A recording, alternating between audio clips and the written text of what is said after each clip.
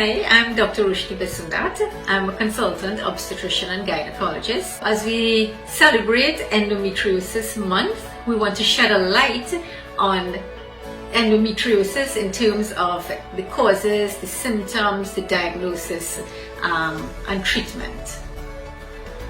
So let's discuss diagnosis of endometriosis. Now, it can be very difficult because some women have very vague symptoms, some have classical symptoms, and actually some women have no symptoms at all. So the initial diagnosis can be based on your history of chronic pelvic pain, pain with your periods, heavy periods. You can also have that pain with intercourse, bowel and bladder symptoms.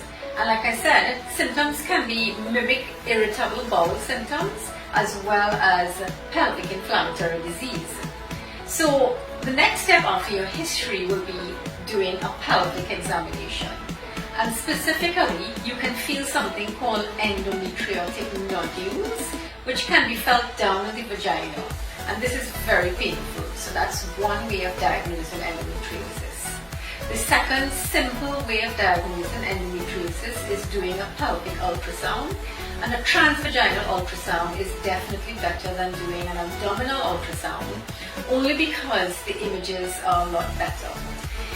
On an ultrasound, you can see if there's endometriosis in the ovary, and this is specifically called an endometrioma. So that's one way definitely of diagnosing an endometriosis.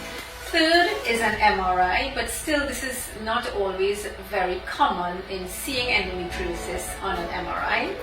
And the gold standard of diagnosing endometriosis is what is called a laparoscopy, which is keyhole surgery where a camera is inserted inside the tummy and then the endometriotic deposits are visualized within the pelvis. It could be seen on your bowel, it could be seen on your bladder, it can even be seen elsewhere on your lungs and your liver.